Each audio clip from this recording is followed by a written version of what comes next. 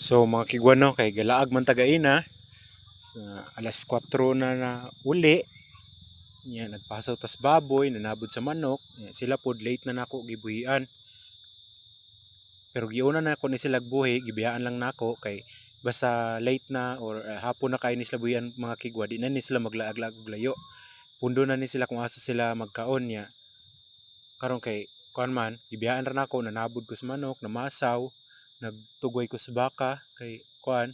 Pero before na ko ni sila gibiyaan kay na mga kigwaaw, kuan ni kayo kuha sa mga kumpay nako daghan kay atong gihatag nga kumpay.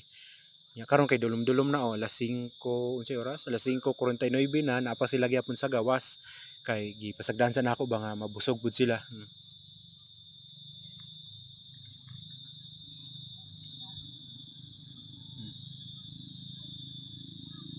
Mao nay view mga kigwa.